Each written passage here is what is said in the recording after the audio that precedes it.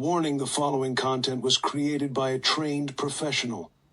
Trained in emotional damage, impulsive choices, and romanticizing red flags with poetic flair. Side effects may include spontaneous laughter, temporary clarity, questionable texts, and the urge to reevaluate your entire situationship. And nothing's random except everything.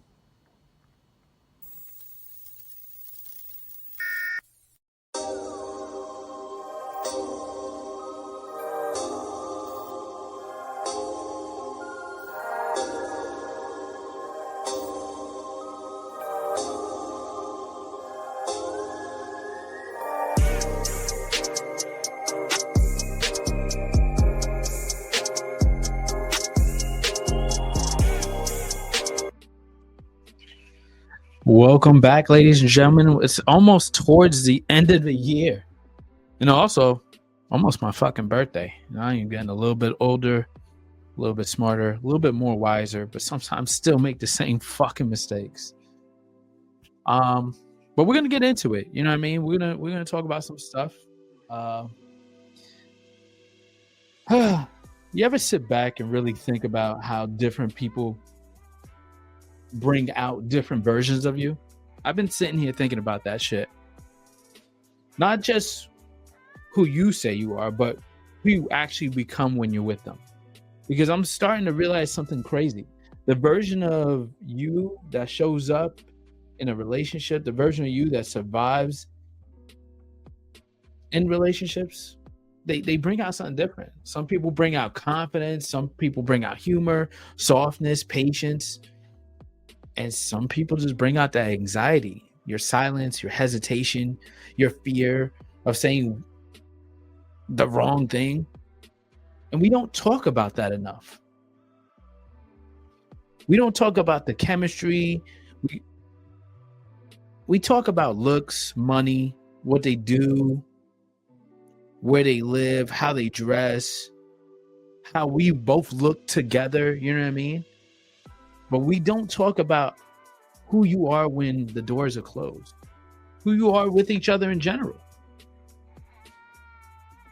Like, who are you when it's just the two of you? Are you relaxed? Are you laughing? Are you yourself? Are you performing? Because let's be honest, we perform all day. We literally perform all day. We do it for work, for family, social media, and sometimes like when we're out and about in the public. Your relationship is supposed to be the one place that you don't have to be on. Yet, so many of us in relationships where we're still acting, still editing, filtering, choosing words carefully, walking on fucking eggshells, worried about reaction, scared to be too much, scared to be too soft. And I had to check myself and ask, am I choosing people who bring out the real me? Or am I choosing people who look good next to me? And a lot of them just look good next to me, and that's it. Or, you know what I mean? They do other things that are really things that I like.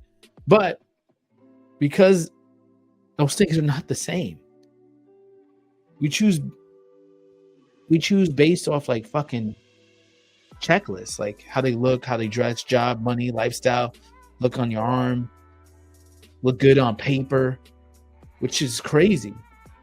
We don't always choose based on how they make us feel, how safe we feel expressing our emotions, how much we laugh, how goofy we are with each other, how vulnerable we're allowed to be.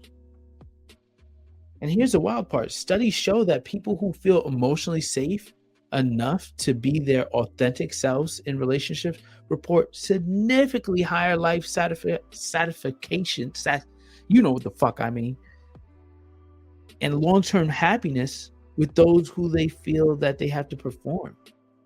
Not money, not status, not looks, authentic. Simply being able to be your real self. That's what sustains people.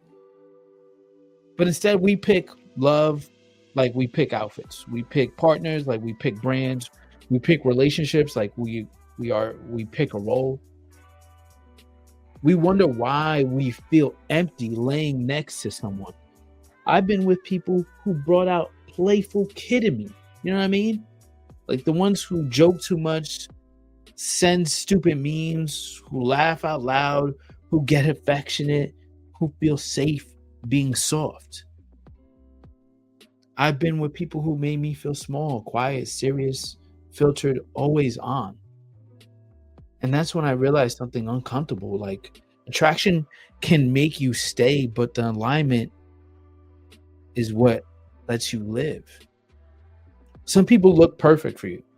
Like, let's be honest, like they look fucking perfect. Some people feel perfect with you. And those are two different, very different experiences. So today I want to talk about that, the versions of ourselves that come out in relationships, why we stay with people we can't fully be ourselves with, why we choose an image over comfort, why we choose performance over peace, why finding someone who brings out your inner child might matter more than finding someone who checks off every box in your list. Because at the end of the day, the most important question isn't do they look right for me? It's am I myself when I'm with them?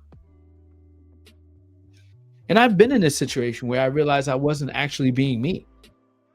And not because I didn't know who I was, because I didn't feel like I was allowed to be that person in that space.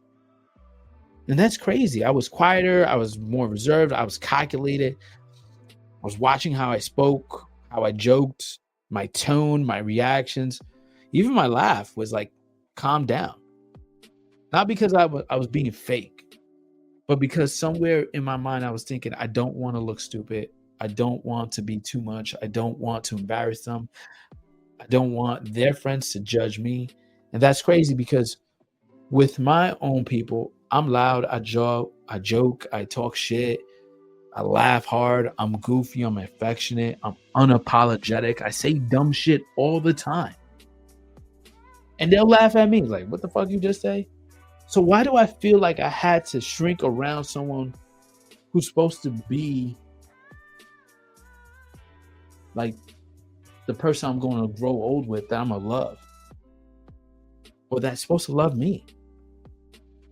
I remember being around their friends and thinking, why do I feel like I'm in an interview right now? Why do I feel like I'm being evaluated, or I got to prove that I'm not dumb? Like I got to come off more polished than I naturally am. And the truth hits me. Like if I don't have to perform with my people, why do I have to perform for yours? Like I found myself like, saying my job in a different manner and stuff like that, because I didn't want to sound like I didn't have like a job like they do, or didn't do the things that they do, or didn't travel as much as they, you know what I mean? Like I felt like I had to do more than like, bro, my shit pays the bills. And if anything, it pays the bills more than most of y'all. And the truth is, like, I don't have to perform with my people. Why do I have to perform with anybody else? You know what I mean? Love shouldn't feel like public relations. You know what I mean? Like shaking hands and kissing babies and being the nicest guy, but behind closed doors, you're different. Some of us end up in relationships where we're not hated, but we're just not fully welcomed. They try to make you change of who you are and how you react and how you do things and how you speak. And sometimes you have to, like, I understand you have to be okay with how they are, like, or you have to accept it. And sometimes some of the things you can just like work on together. Those are conversations which we talked about. But most of the time we start editing ourselves, you know what I mean? We start muting the parts of ourselves. We stop being as silly and being vulnerable and stop being as expressive and stop being soft. And slowly you become like palatable instead of being real. if that makes sense. I think I used that word the right way.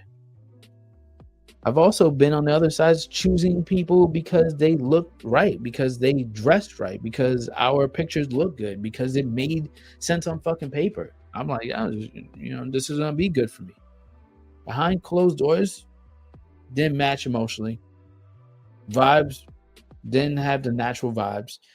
Didn't laugh freely. Didn't feel safe being ugly with each other emotionally or literally. You know what I mean? Like, you wake up in the morning, like, you shouldn't have to like make sure you wake up like an angel every morning, bro. It is what it is. This is who you are. You should be real with your partner. That should be the person, the place that you can be vulnerable and be you. Now, let's be honest. I don't really know someone. You don't really know someone until you see them when they're tired, they're quiet, they're insecure, they're scared, or they're annoyed, or not trying at all. That's where love actually lives. Because when you love that part of them, that's real. Here's the part that really messes me up. Psychology studies show that emotional safety is one of the strongest predictors of long-term relationship stability. Not attraction, not income, not shared interests, emotional safety. Meaning, let's break it down for you. Can I be myself without being punished for it? Can I express without being minimized? Can I laugh without being judged? Can I be quiet without being accused? Can I cry without feeling weak? And that goes for men and women. It don't fucking matter, bro. Because that should be the place that you can be that way. And that's when I had to check myself. How many times have I stayed where I couldn't fully be me? Just because it looked good? Just because it looked good. How many times I ignored the tightness in my chest because the optics were right? How many times have you chosen approval over authenticity? You know what I mean? We chase people who make us impressive instead of people who make us feel comfortable. And I've always been the one that chase people that we have to rise to instead of people who rise with us. We fall in love with the idea of what it looks like instead of how it feels. And then we wonder why we're exhausted in the relationship. Like, why does it feel so hard? Because we're putting on, like, we're not being us. Some of us are dating like unpaid actors in a role we never auditioned for. Smiling when we're uncomfortable, adjusting when we're unhappy, performing when we're drained. And here's the quiet truth. The right person doesn't make you act better. They just make you feel safer. They don't make you feel like you have to impress their friends. They don't make you feel like you have to behave. They don't make you feel like you're too much. They just let you be loud, soft, awkward, emotional, childish, quiet. And if you can't be your real self with someone, you're not in love. You're just a character in a fucking story. So there's a quiet moment that always shows up when the noise dies down. When you're alone, when the day is over, and the thought hits you simple and raw. I don't want to do this wrong anymore. And that's what I came to realize. Like, I don't want to do, not wrong like mistakes, wrong like I'm betraying myself. I don't want to do that to myself anymore. I don't want to shrink myself or edit how loud I laugh or how loud I am or filter my feelings. Like, almost being me, but not truly being me and not comfortable in being myself. And at some point, the goal is to stop being somebody else and find where I don't have to disappear. Like, I'm trying to get it right. Like, I don't want to just find somebody, but I just don't want to disappear also. So I don't know. I fucked that up. Like, I was just overthinking that. But loneliness isn't always about being alone. Let's be real. Sometimes it's about being somewhere you're not fully seen. Like you're not fully being you. Once you feel the difference, you can't unfeel it. We're not here trying to chase perfection and not chasing optics, not chasing resumes or highlights. Just want to chase the peace, the ease, the version of you that doesn't have to perform to be loved. And if love costs your voice, your softness, or your jokes, or for me, my sarcasm, that's not love. That's just rent. So if I'm being fully me is too much for someone, they were never meant to hold me. And that's where that ends. Like, you just have to realize, like, if you have to dumb down yourself in any type of way, that's not where you're supposed to be.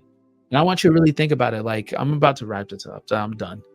But like, I felt like I repeated myself more than enough. But like, I've been in things. We all been in things that we had to just to act like somebody else and be something else, and we shouldn't. And like, it's so obvious how we react in different relationships, that we're anxious and we're this, we're that with this person, that person. And it all goes back to, if we can just be honest and be open and have those communication and talk about things and how we feel in those moments, I think this would just cut out all the bullshit. So just work on these things, those communication skills, and making sure that you find somebody that brings out the real you, the goofy you, the way that you are with your family, your closest. Like, I act a fool with my mother. I act a fool with my sister. I play around. I play jokes and I prank. And the way I am with some of my friends, we joke with each other. And that's just who I am. And whoever you are, you need to be able to be you when you're with that person. So all I'm saying is just forget what it looks like and focus on what it feels like. Now, I know it seems so fucking simple, but yet we forget the simplest shit because of what the world is, what the social media shows us, what movies tell us, what we were taught as we were kids. That's it. I just want you guys to understand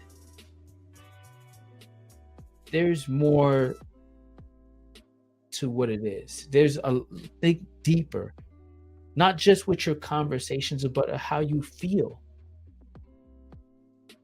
Because that's what I've been working on all the time, every day. For these last couple of years, these last, I would say 7 years, like, I've been emotionally open and seeing things in a different light and learning every fucking day. And I'm just trying to pass on this information to you guys so that you can make better decisions than I've ever made. So I just leave you with that. Just make sure you're you and not playing a role. Also, happy birthday to me. And I hope to see you at my birthday party. And if not, it's all good. I'm definitely going to be me there.